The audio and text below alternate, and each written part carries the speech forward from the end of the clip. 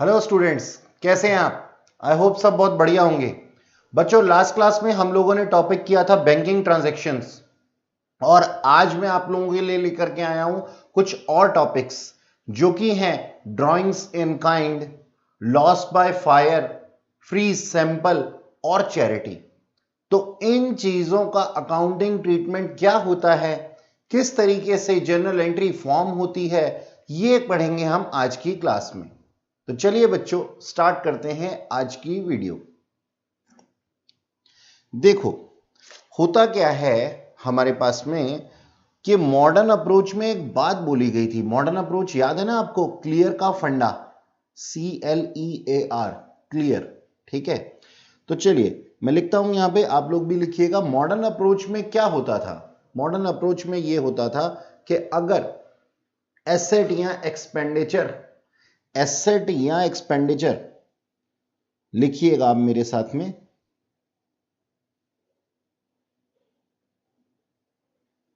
Modern approach हमने इसमें सीखा था CLEAR, E और A यानी कि एक्सपेंडिचर और एसेट अगर इंक्रीज होते हैं तो डेबिट होते हैं और डिक्रीज होते हैं तो क्रेडिट होते हैं। ठीक है, और C stands for capital, L liability या फिर रेवेन्यू यानी कि इनकम, अगर इंक्रीज होते हैं तो क्रेडिट होते हैं, डिक्रीज होते हैं तो डेबिट होते हैं। ठीक, तो आज हम जो बात करने जा रहे हैं वो बात करने जा रहे हैं एक्सपेंडिचर की। ठीक है, तो मैं ये कहता हूं कि आप लोगों को अच्छे तरीके से पता है कि एक्सपेंडिचर अगर इंक्रीज होगा तो डेबिट होगा और अगर डिक्रीज होगा तो क्रेडिट होगा, है ना। सपोज मिस्टर एक्स का ना एक बिजनेस था। ठीक है, मिस्टर एक्स हैं, ये बिजनेसमैन हैं, इनका बिजनेस है किस चीज का? दाल चावल का, राइस एंड पल्सेस, दाल चावल का इनका बिजनेस है। यानी कि ये एक नॉर्मल स्टोर चलाते हैं, प्रोविजनल स्टोर चलाते हैं। ठीक है, इन्होंने क्या किया? परचेज किया rice, purchase rice for business, यानी कि रीसेल करने के लिए, बेचने के लिए। ठीक है जी, और ये इन्होंने जो परचेज किया था वर्थ रुपीज 1 लाख, 1 लाख रुपए का इन्होंने ये परचेज किया था। अच्छा जी, तो मेरी बात समझ में आई कि इनका जो बिजनेस था वो क्या था? दाल चावल बेचने का था, और इन्होंने दाल चावल परचेज किए रीसेल करने के लिए 1 लाख रुपए के लिए। 1 लाख रुपए की चीजें इन्होंने परचेज की। सबसे पहले तो मेरा आप लोगों से सवाल, ये क्या है? ये इसका एसेट है या फिर गुड्स है? सर गुड्स है, सिंपल, क्योंकि ये रीसेल पर्पस के लिए है। अब थोड़े टाइम बाद क्या हुआ? आफ्टर सम टाइम ही ट्रांसफर्ड, T/F लिख रहा हूं मैं, इसका मतलब है ट्रांसफर, ये एब्रीविएशन है मेरी ट्रांसफर की। ठीक है जी, ट्रांसफर दीज गुड्स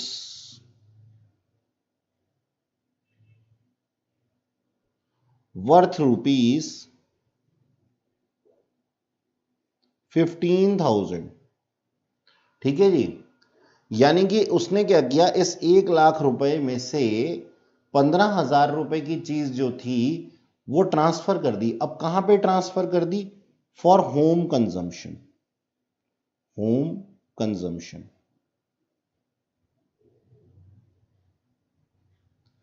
ठीक है जी, होम कंजम्पशन को, यानी कि उसने अपने घर में ट्रांसफर कर दिया। अब एक बात बताओ, उसने खरीदा क्यों था? उसने खरीदा था इसलिए ताकि ये इसकी रीसेल कर सकता। अब घर से क्या उसके पास में पैसे आने वाले थे? उसने ये जो सामान अपने घर भिजवा दिया, इसमें से 1 लाख रुपए में से 15,000 रुपए का सामान अपने घर भिजवा दिया, तो क्या उसके घर से कुछ पैसे आने वाले थे बिजनेस में? नहीं आने वाले थे। तो 15,000 रुपए की जो चीज थी वो उसके घर पहुंच गई और कुछ पैसे भी नहीं आई, तो सबसे पहले हम इसको सेल तो बिल्कुल नहीं कहेंगे, सेल तो बिल्कुल नहीं कहेंगे। ठीक, अच्छा, अब मैं आप लोगों को एक चीज बताना चाहूंगा यहां पे कि एक्सपेंस क्या होता है। एक्सपेंस का मतलब क्या होता है? एक्सपेंस का मतलब होता है जी ऐसा कोई भी एक्सपेंडिचर या फिर ऐसा कोई भी spend amount, amount spend for business purpose, यानी कि एक्सपेंस हम उसको कहते हैं जो कि बिजनेस पर्पस के लिए किया जाता है। अब देखो, जब इसने ये 1 लाख रुपए की चीजें खरीदी थी अपनी दुकान पे बेचने के लिए, तब ये इसका एक्सपेंडिचर था। लेकिन जब इसमें से ये 15,000 रुपए की चीज उसने अपने घर भेज दी, तो क्या समझते हैं आपके, क्या हमारा एक्सपेंडिचर कम नहीं हो गया होगा? बिल्कुल ऑब्वियस सी बात है कि हमारा जो एक्सपेंडिचर था 1 लाख रुपए का, अब नेट एक्सपेंडिचर कितना रह गया? नेट एक्सपेंडिचर रह गया हमारा बच्चों 1 लाख में से 15,000, यानी कि हम ये कह सकते हैं कि हमारा एक्सपेंडिचर क्या हो गया? रिड्यूस हो गया। ठीक है, कितने रुपए से? 15,000 रुपए से। तो हमारा अब जो नेट एक्सपेंडिचर है वो कितने का है? 85,000 रुपीज का रह गया है। अच्छा, अब मैं तुमसे एक बात पूछना चाहूंगा कि ये जो हमने सामान घर भेज दिया है, जब हम कैश निकाल लेते हैं बिजनेस में से तो उसको ड्राइंग कहते हैं। और अगर आप लोगों को याद हो तो मैंने आप लोगों को पहले भी बताया था कि चाहे हम कैश विड्रॉ करें चाहे हम काइंड विड्रॉ करें, अगर पर्सनल ऑब्लिगेशन के लिए करेंगे तो वो क्या होता है? हमारी ड्राइंग्स कहते हैं हम उसको। तो ड्राइंग्स में भी इन कैश में भी इन काइंड, तो क्या मैं इसको ड्राइंग्स इन काइंड नहीं कह सकता हूं? ड्राइंग्स इन काइंड, ठीक है जी, ये ड्राइंग्स इन काइंड थी। ठीक है जी, कितने रुपए की? 15,000 रुपीज की, यानी कि जो 15,000 रुपए का सामान उसने अपने शोरूम या अपनी दुकान से निकाल लिया है। अब सर इस चीज का इफेक्ट क्या होगा? इस चीज का इफेक्ट ये होगा कि हमारी जो एक्सपेंडिचर थे वो कम हो जाएंगे और ड्राइंग्स जो है वो इंक्रीज हो जाएंगी। ठीक है, तो एक्सपेंडिचर हमारे क्या हो गए? कम हो गए और ड्राइंग्स जो हैं वो इंक्रीज हो गई। अच्छा, एक बात बताओ मेरे को कि जब हम कुछ गुड्स परचेज करते हैं, when we purchase goods, when we purchase goods for business purpose, तो हम क्या करते हैं? हम परचेज अकाउंट ओपन करते हैं, परचेज अकाउंट ओपन करते हैं और खर्चा क्योंकि डेबिट हो जाएगा। क्यों? क्योंकि खर्चा बढ़ गया। जब हमने कोई चीज खरीदी परचेज अकाउंट में गई, गुड्स थी इस वजह से। ठीक है, तो गुड्स थी और परचेज अकाउंट में आ गई तो परचेज क्या हो जाएगा? डेबिट। यानी कि जब एक्सपेंडिचर बढ़ते हैं तो परचेज क्या हो जाता है? डेबिट हो जाता है, अगर वो एक्सपेंडिचर किए जाते हैं गुड्स को परचेज करने में। और आज क्या हो गए? ये हमारे एक्सपेंडिचर कम हो गए। कौन से वाले एक्सपेंडिचर कम हो गए? जो हमने गुड्स को परचेज करने में लगाए थे। तो हमारी परचेज क्या हो जाएगी? अब मैं लिखता हूं इसके आगे, on drawings in kind, on drawings in kind, तो फिर परचेज का के साथ में क्या हो जाएगा? अब रिवर्स हो जाएगा, परचेज हमारी कम हो जाएगी, परचेज अकाउंट क्रेडिट हो जाएगा। ठीक है, उसका बिल्कुल रिवर्स हो गया ना। हमने क्या किया? अपने खर्चों की लिस्ट में से कुछ अपने घर में ट्रांसफर कर दिया, तो हमारे खर्चे कम हो गए। हमारे खर्चे किस नाम से जाने जाते थे? परचेज के नाम से जाने जाते थे। खर्चे कम होते हैं तो क्या होते हैं? क्रेडिट होते हैं। तो हमने परचेज अकाउंट को क्रेडिट कर दिया, सिंपल। ठीक है, तो हमारी एंट्री क्या बन जाएगी यहाँ पे?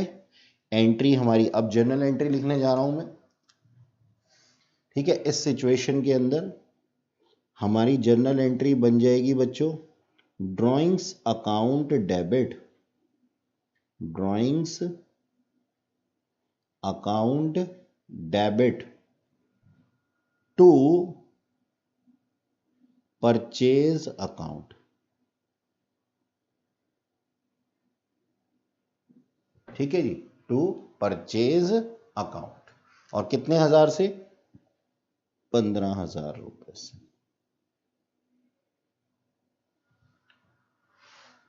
ठीक है, और नीचे नरेशन लिख देंगे क्या? Being goods worth ₹15,000 transfer to home.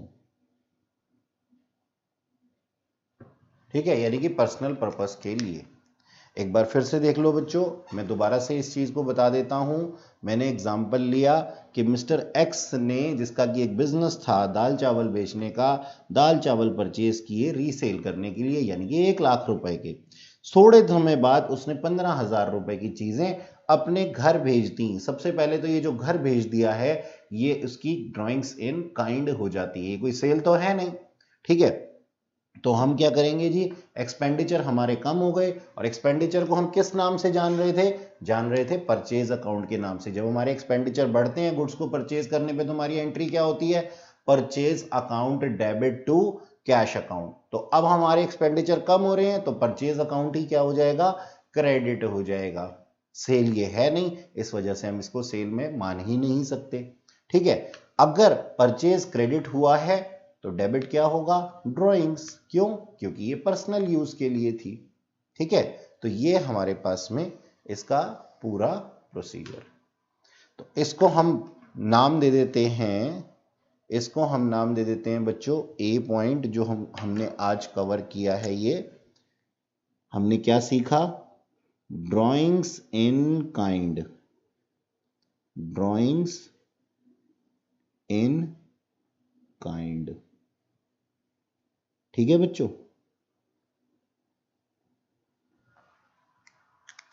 अच्छा जी, ये तो था ड्राइंग्स इन काइंड, और हमने इसकी जर्नल एंट्री भी देख ली। अब हम क्या करेंगे? हम करेंगे अपने पास में चैरिटी। ठीक है, चैरिटी का मतलब क्या होता है? चैरिटी का मतलब होता है किसी की मदद करना, किसी को फायदा देना। ठीक, तो अगला पॉइंट आप लिखिएगा चैरिटी।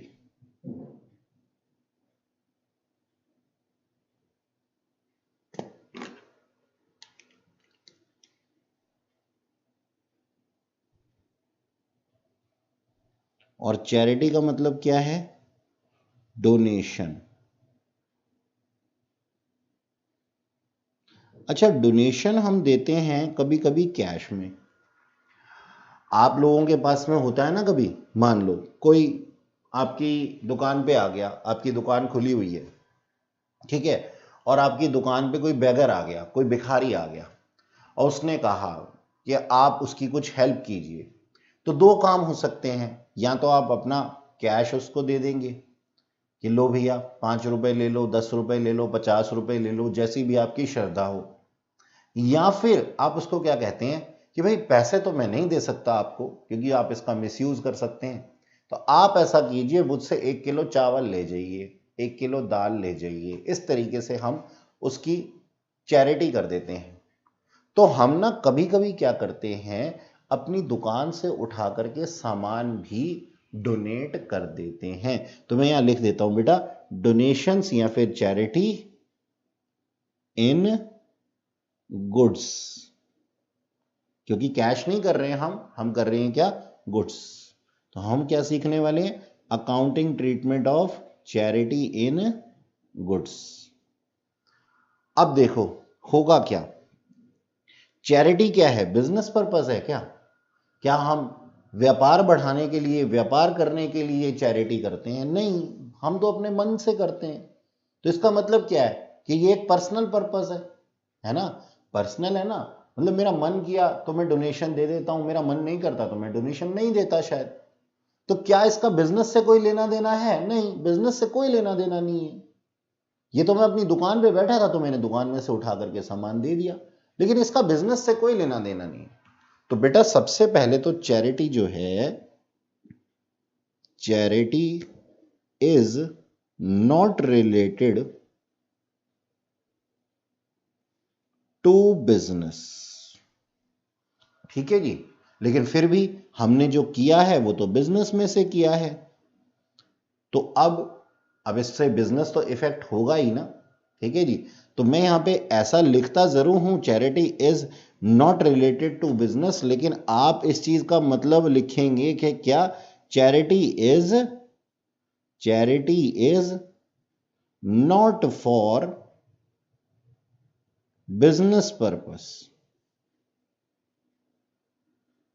तो इसका मतलब ये है। ठीक है, अच्छा जी, तो हम क्या करेंगे, हमारे पास में जो स्टॉक था वो कम हो जाएगा चीजों का। और जब भी हम स्टॉक यानी कि माल की बात करते हैं तो हम क्या करते हैं जी, परचेज की बात करते हैं। देखो, जब हमने कोई भी चीज गुड्स कोई परचेज किया होगा, when goods purchased for resale, तो हमने क्या एंट्री बनाई होगी, हमने एंट्री बनाई होगी purchase account debit, purchase account debit to cash account, कि भाई हमारे खर्चे बढ़ गए और कैश कम हो गया।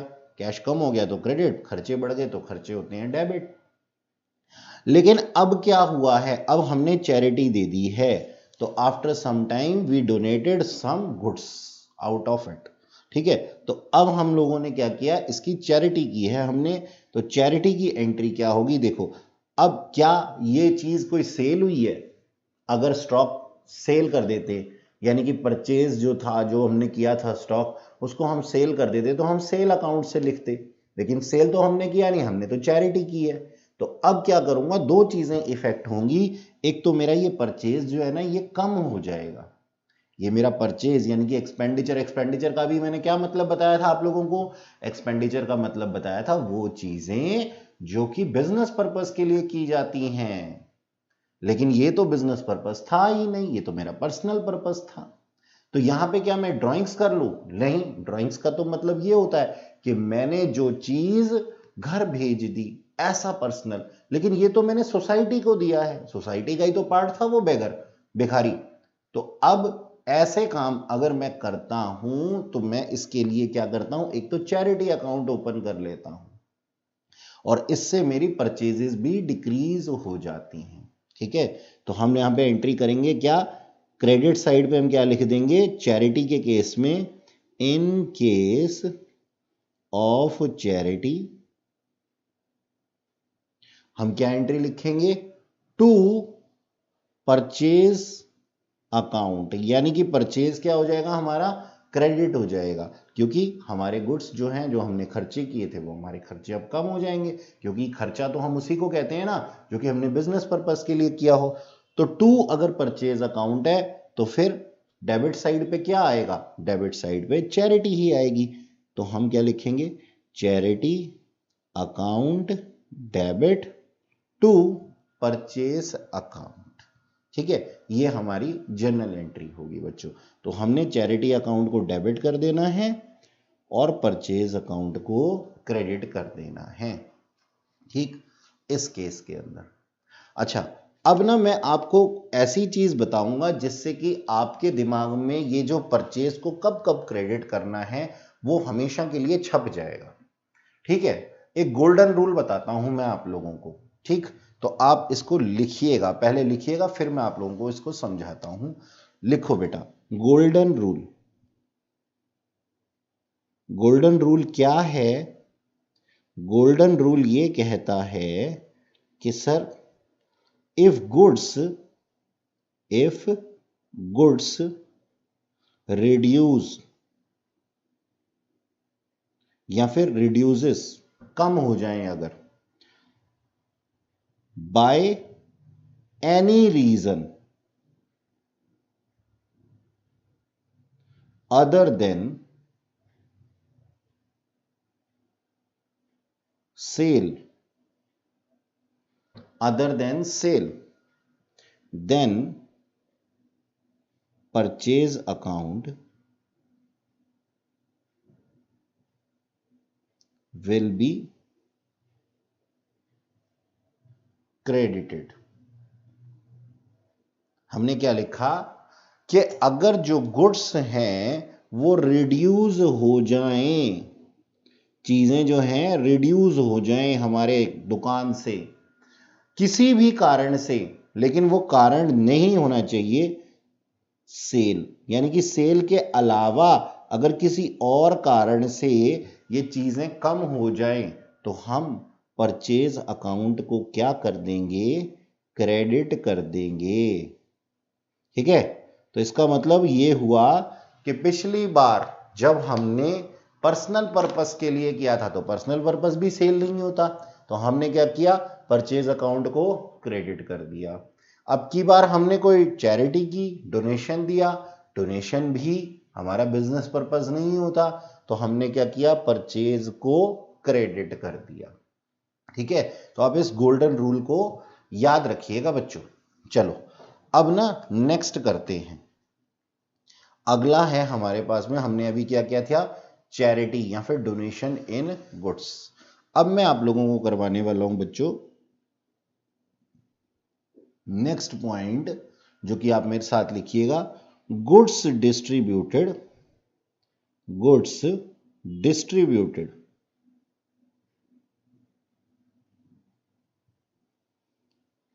फ्री है। सर ये क्या लिखवा रहे हो आप? हाँ बच्चों, मैं पूरे होशो हवास में ये चीजें लिखवा रहा हूं। सर बिजनेसमैन कभी गुड्स को फ्री भी डिस्ट्रीब्यूट कर देता है? हाँ बिल्कुल कर देता है, इसको हम सैंपल कहते हैं, एज अ सैंपल। हाँ सर, हाँ हमने देखा है ऐसा, बिल्कुल देखा होगा बच्चों तुम लोगों ने। चलो याद करवाता हूं, आप जाते हो कभी कभी अंगूर की रेड़ी पे जाते हो तो चेक करके लेते हो सामान, यानी कि आप अंगूर की रेड़ी पे गए और आपने क्या, अंगूर के कुछ दाने तोड़ करके खा के देखे पहले कि भाई खा के देखेंगे तभी लेंगे। अच्छा, आंटी लोगों की, मम्मी लोगों की यही आदत होती है, तो ये सिक्योर करता है कस्टमर को और कस्टमर को अट्रैक्ट भी करता है। ठीक है, लेकिन आप लोग ये सोचो कि अगर आप लोग उस रेहड़ी के 100 ग्राहकों में से एक हो, यानी कि आप जैसे 100 लोग आते हैं उसके पास जो कि खा करके फिर खरीदते हैं, और सब लोग एक एक दो दो या तीन तीन दाना भी खाते हों, तो क्या लगता है आपको कि शाम तक उसके करीब 1 किलो अंगूर तो इसी चीज में जाया हो जाते होंगे। आप लोग उस चीज के पैसे तो देते नहीं उसको, है ना? बिल्कुल सर। तो होता यूं है बच्चों कि ये चीज फ्री सैंपल बांटने से क्या होता है, दुकानदार आपको कभी मना नहीं करेगा इस चीज के लिए। ठीक है, वैसे कुछ चीजों के हर एक चीज के सैंपल्स होते भी नहीं है, लेकिन हम क्या कहते हैं, हम ये कहते हैं कि बेटा अगर आप दुकान से कोई ऐसी चीज फॉर टेस्टिंग पर्पस लेते हो, that is known as sample, और ये दुकानदार के पॉइंट ऑफ व्यू से एक एक्सपेंडिचर है। अच्छा एक बात बताओ, ये सैंपल जो था ये एक्सपेंडिचर कैसे था? ये एक्सपेंडिचर ऐसे था क्योंकि ये ना एक एडवर्टीजमेंट है, आप उससे सामान खरीदने से पहले उसको टेस्ट करोगे तो इसमें क्या होगी, उसकी एडवर्टीजमेंट होगी या नहीं होगी? बिल्कुल होगी सर, उसकी एडवर्टीजमेंट होगी। इससे उससे क्या होगा, उसका फ्री सैंपल करने से, उसको फ्री सैंपल देने की वजह से वो क्या हो जाएगा, फेमस हो जाएगा, और आप उससे सामान भी लेते हैं अगर उसका सामान अच्छा हुआ तो कहने का मतलब ये है कि जो फ्री सैंपल है ना, ये अपने आप में एक एक्सपेंडिचर है बिजनेस पर्पस के लिए। सबसे पहली बात तो मेरे को ये बताओ, ये जो सैंपल डिस्ट्रीब्यूशन है ये उसका पर्सनल है या फिर बिजनेस है? सर सोली बिजनेस से रिलेटेड है, एकदम बिजनेस से रिलेटेड है, क्योंकि इससे ये अपने ग्राहकों को अट्रैक्ट करता है। तो बात समझ में आई कि सैंपल है क्या? बिल्कुल सर, सैंपल जो है जैसा कि आपने बताया एक एडवर्टीजमेंट, एक्सपेंडिचर है। ठीक है, और परचेज क्या था? सर परचेज भी एक एक्सपेंडिचर था, और दोनों ही बिजनेस से रिलेटेड है, both are business related, both are business related है कि नहीं है? हाँ सर बिल्कुल है। लेकिन एक बात बताओ, फ्री सैंपल करने से क्या सेल हुई है? सर फ्री सैंपल करना अपने आप में कोई सेल नहीं है, क्योंकि आपने जब फ्री दिया है कोई सामान तो उसके पैसे थोड़ी आए हैं। हाँ इससे सेल्स इंप्रूव जरूर होती है, लेकिन हम इसको सेल नहीं कह सकते। तो फ्री सैंपल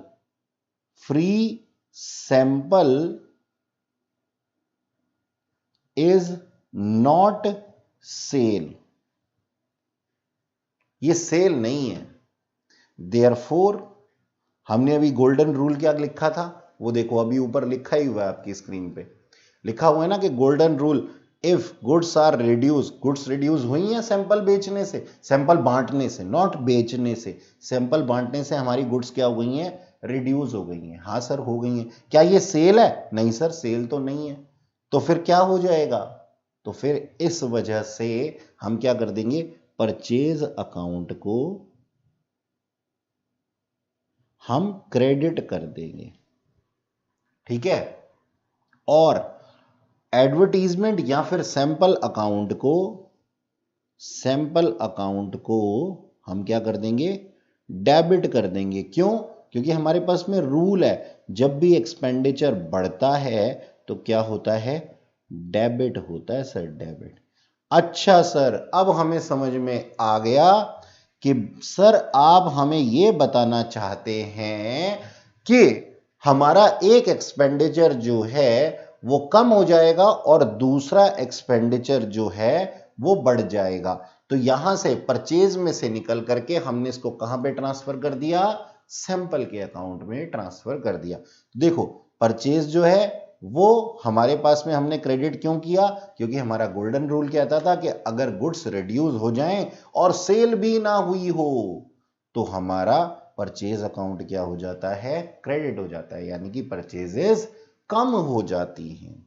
ओके ठीक है, तो अब इस चीज की एंट्री लिख देते हैं हम फटाफट से। इस बात को हम एंट्री वाइज कैसे लिखेंगे? सैंपल या advertisement expense account debit, sample ओब्लिग advertisement expense account debit to purchase account. ठीक है जी, जो भी अमाउंट गिवन होंगे। और यहां पे मैं नरेशन लिख देता हूं, बीइंग गुड्स डिस्ट्रीब्यूटेड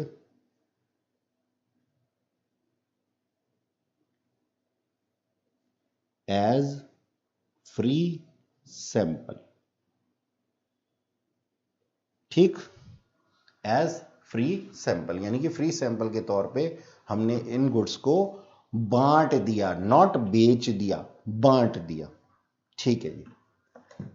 अच्छा अब नेक्स्ट में आप लोगों को जो करवाने वाला हूं उसको हम कहते हैं लॉस बाय फायर। ठीक है, नेक्स्ट जो मैं आप लोगों को करवाने वाला हूं उस टॉपिक का नाम है loss of goods due to fire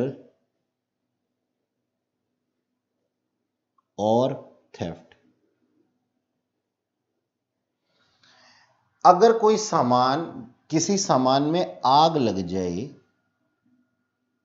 ठीक है, या फिर चोर चुरा करके ले जाएं, तो उस सामान पे क्या इफेक्ट पड़ेगा? मान लो हमारे पास में 100 बोरी चावल थे और 100 बोरी में से 2 बोरी जो हैं वो या तो चोर चुरा करके ले गए या फिर 2 बोरी में आग लगने की वजह से कोई नुकसान हो गया, यानी कि वो खत्म हो गए, खराब हो गए। तो क्या अब हम इसको बेच सकते हैं? नहीं। एक तो ये सेल तो है नहीं, लेकिन स्टॉक रिड्यूस तो हुआ या नहीं हुआ? हाँ सर स्टॉक तो रिड्यूस हुआ। अब जब ये स्टॉक रिड्यूस हुआ है, स्टॉक रिड्यूस हुआ है और सेल भी नहीं हुई है, पैसे तो मिलने नहीं वाले, चोर चुरा करके। अब आप खुद सोच करके देखो, चोर जब चुरा के ले जाएगा तो क्या वो पैसे छोड़ करके जाएगा? तो ये चोरी कहां हुई फिर? ठीक है जी। और अगर आग लगेगी तो क्या आपको कुछ पैसे मिलेंगे क्या आग से? नहीं, आग से तो कोई पैसे नहीं मिलेंगे। तो अब हम क्या कहते हैं, हम ये मानते हैं कि हमारा जो ये नुकसान हुआ है ये सबसे पहले सिर्फ नुकसान है और इसकी अभी कोई अमाउंट रिकवर नहीं हुआ, अभी तक इसका अमाउंट कोई रिकवर नहीं हुआ, यानी कि ये सेल तो बिल्कुल नहीं है। तो फर्स्ट अटेम्प्ट में जो हम चीज देखते हैं वो क्या कहते हैं, हम ये कहते हैं कि यहां पे हम चीज लिखते हैं goods reduced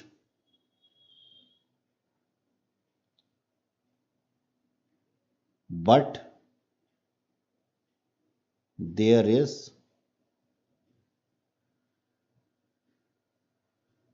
no sale. Sale तो नहीं थी। तो अब इस केस में क्या होगा, परचेज अकाउंट क्या हो जाएगा, परचेज अकाउंट क्रेडिट हो जाएगा, परचेज अकाउंट क्रेडिट हो जाएगा। अच्छा जी, तो फिर अब एक बात बताओ, लॉस बाय फायर एक अकाउंट और बना लें हम, यानी कि हम क्या करते हैं, एक इफेक्ट तो बन जाएगा हमारे परचेजेस पे और दूसरा क्या हुआ है सर, लॉस हुआ है, तो मैं क्या बोल देता हूं, लॉस बाय फायर। मतलब मैं मानता हूं कि आग लग गई है, ठीक है जी, लॉस बाय फायर। अब ये लॉस बाय फायर क्या है, loss by fire sir loss है और लॉसेस जो हैं वो ट्रीट किए जाते हैं नॉमिनल अकाउंट में।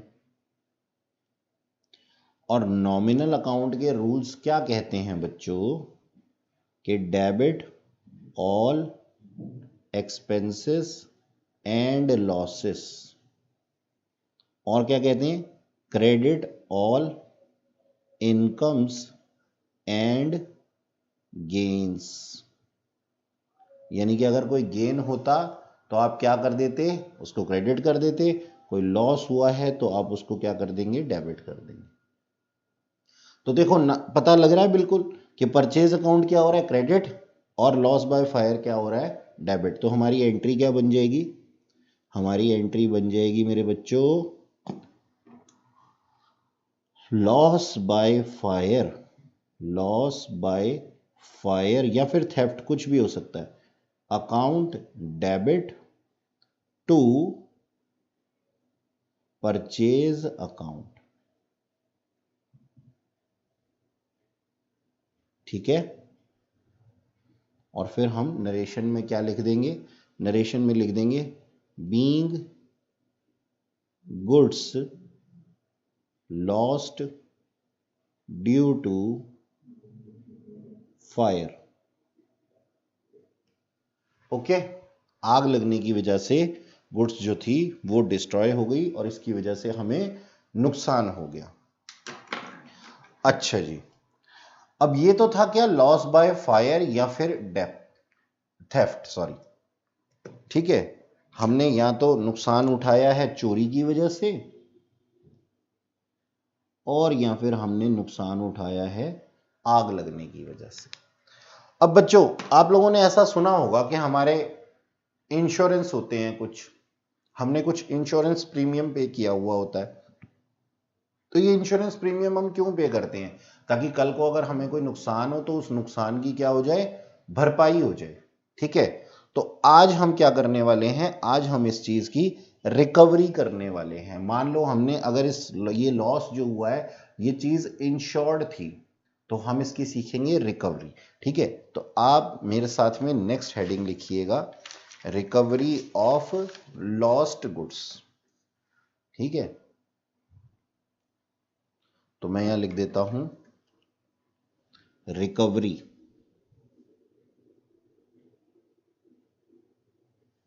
ऑफ गुड्स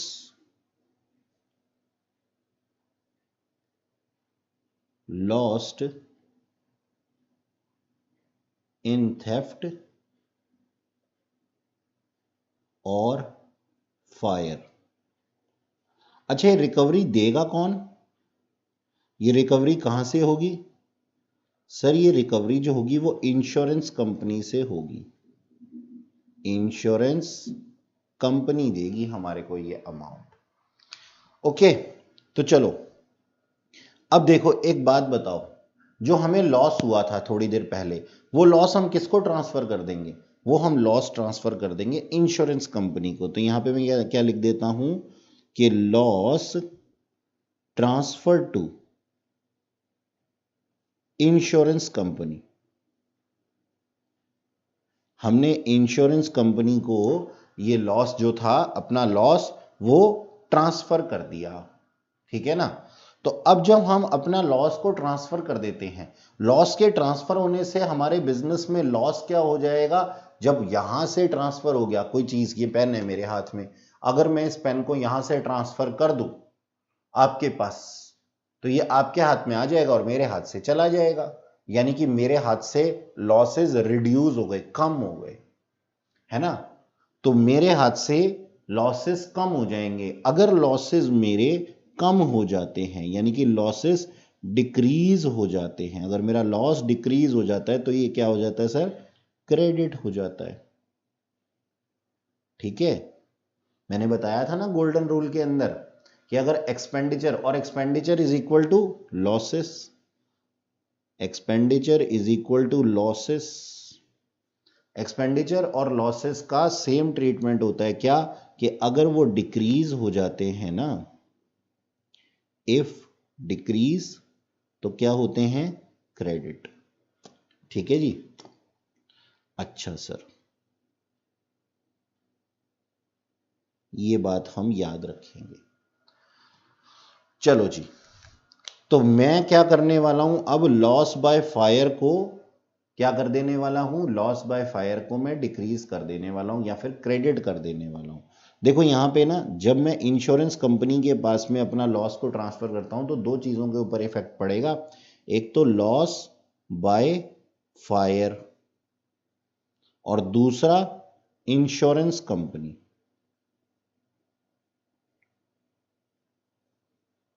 ठीक है। ये लॉस बाय फायर का ट्रीटमेंट हम कैसे करेंगे? हमने अभी सीख लिया कि ये अगर लॉस ट्रांसफर हो गया, रिड्यूस हो गया, तो क्या हो जाएगा? ये क्रेडिट हो जाएगा, ठीक है। और इंश्योरेंस कंपनी क्या है सर? इंश्योरेंस कंपनी तो एक पर्सन है, और पर्सन पर्सनल अकाउंट में आते हैं, और पर्सनल अकाउंट के रूल क्या कहते हैं? कहते हैं सर, डेबिट द रिसीवर, ठीक है ना, और क्रेडिट द गिवर। तो अब बताओ, इंश्योरेंस कंपनी जो थी, इंश्योरेंस कंपनी जो थी वो रिसीवर थी या गिवर थी? सर रिसीवर थी, ठीक है। तो अब हमारी जर्नल एंट्री क्या बन जाएगी? इसलिए ये इंश्योरेंस कंपनी डेबिट हो जाएगी। तो हमारी जर्नल एंट्री क्या बन गई बच्चों? हमारी जर्नल एंट्री बन गई, insurance company account debit to loss by fire और थेफ्ट, अमाउंट लिख देंगे जो भी गिवन होंगे, ठीक। और नीचे नरेशन लिख देंगे क्या? Being losses transfer to insurance company,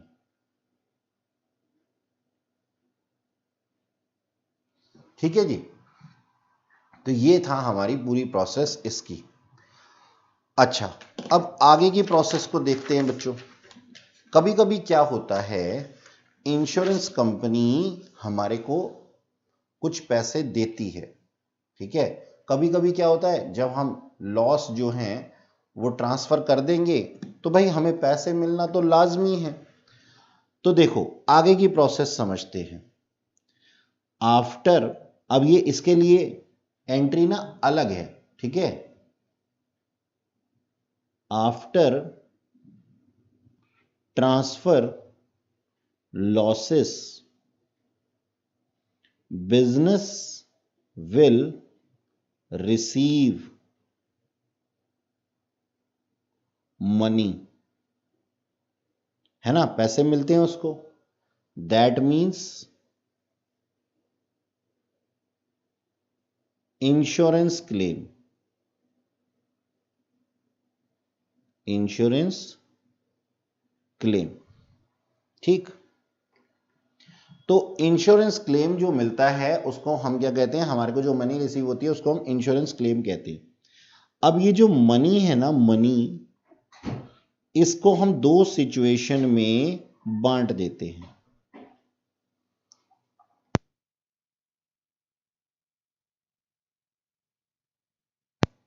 इसको हम दो सिचुएशन में बांट देते हैं, ठीक है।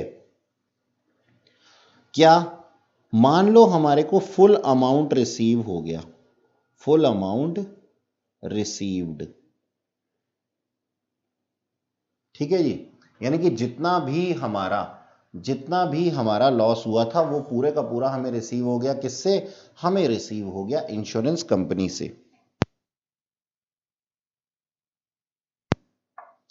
या फिर हमारा दूसरा केस क्या है,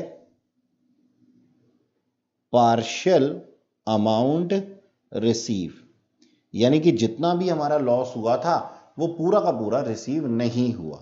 तो अब इन सिचुएशंस में क्या होगी, जनरल एंट्रीज, ये हमने सीखना है। पहले हम इसको करते हैं ठीक है, तो मैं यहां पे बना देता हूं जी, when full amount received from insurance company, अगर हमें इंश्योरेंस कंपनी से पूरा का पूरा अमाउंट रिसीव हो जाता है तो हमारे क्या अकाउंटिंग ट्रीटमेंट होगा। चलो एक एग्जांपल लेते हैं। एग्जांपल में मान लो कि लॉस बाय फायर हुआ है, कितने का, 10 लाख रुपए का, ठीक है, 10 लाख रुपए का। और ये हमने ना ट्रांसफर, इसको हम ट्रांसफर कर चुके हैं, इसको हम ट्रांसफर कर चुके हैं, ठीक है। अच्छा, और हमें जो अमाउंट रिसीव हुआ था ना इंश्योरेंस कंपनी से,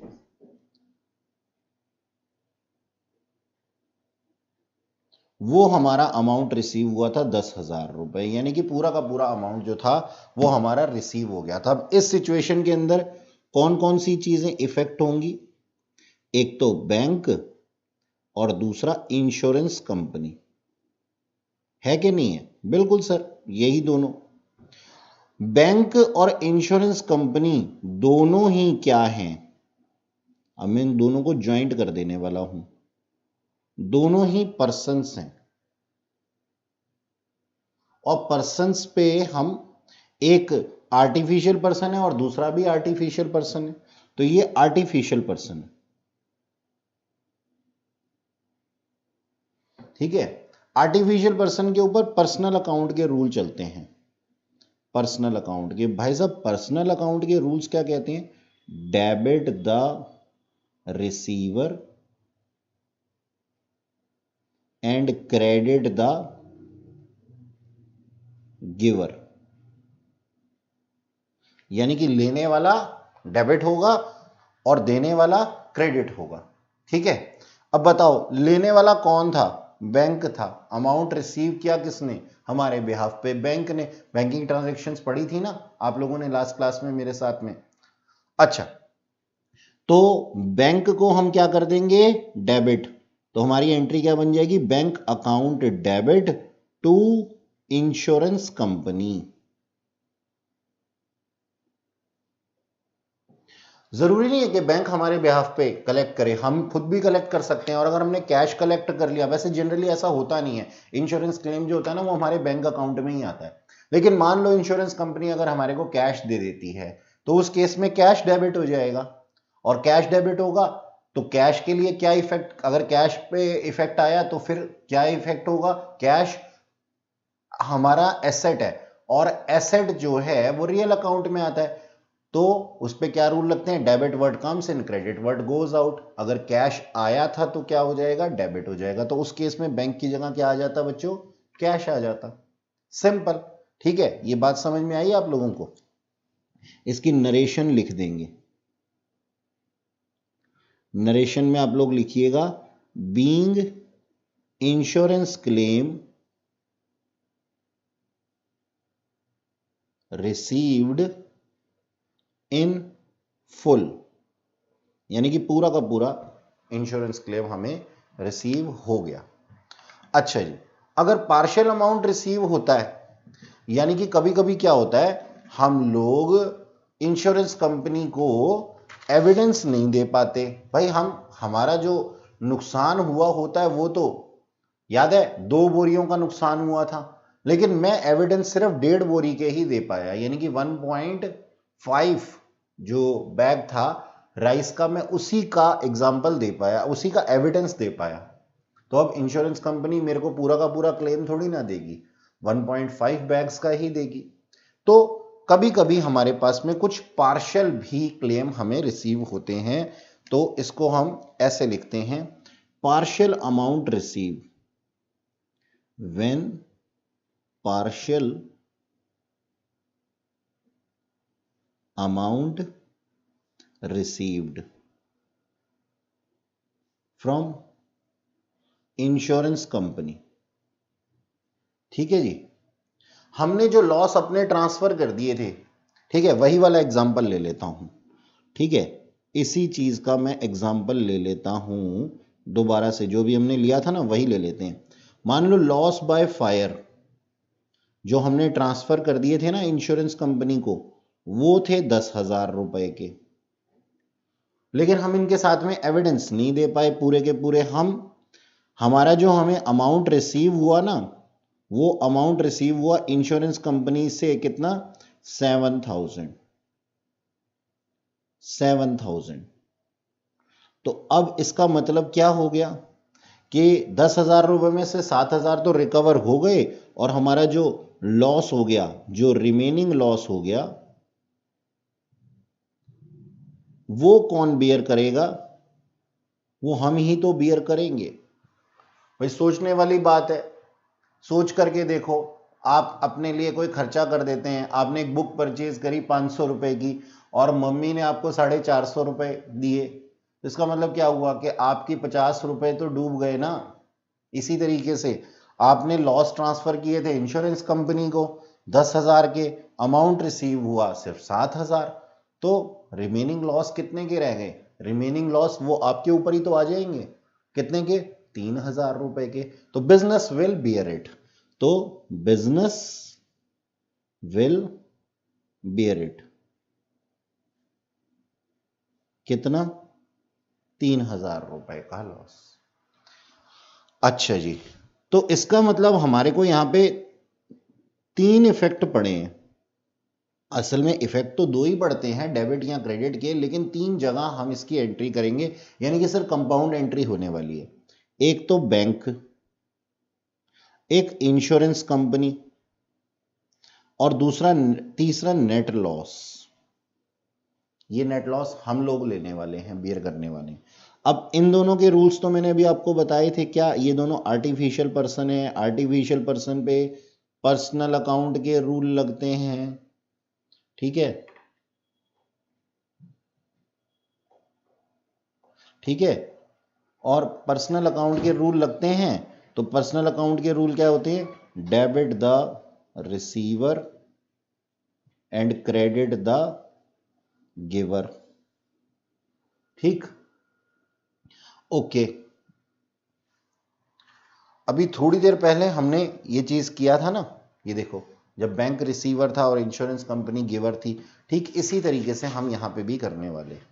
ठीक, अच्छा जी, पर्सनल अकाउंट के ये दोनों रूल थे।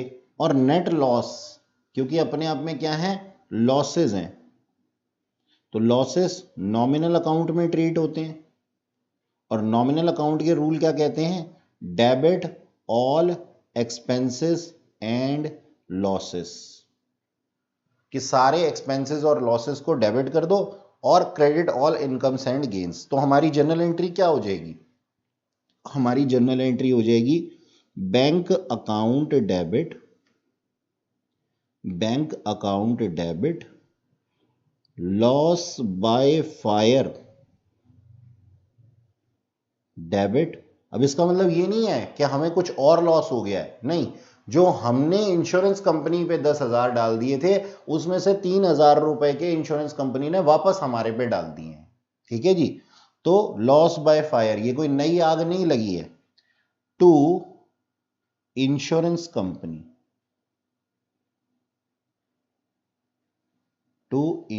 कंपनी। तो बैंक में कितना आया था? 7,000। लॉस कितने के बियर किए हमने? नेट लॉस 3,000 के। और इंश्योरेंस कंपनी 10,000 रुपए का हमें दे दिया। उसने क्या दिया? 10 में से 7 का तो पैसा दे दिया और 3 का लॉस दे दिया। ठीक है, तो हम इसकी एंट्री क्या बनाएंगे? Being insurance claim received up to ₹7,000 only out of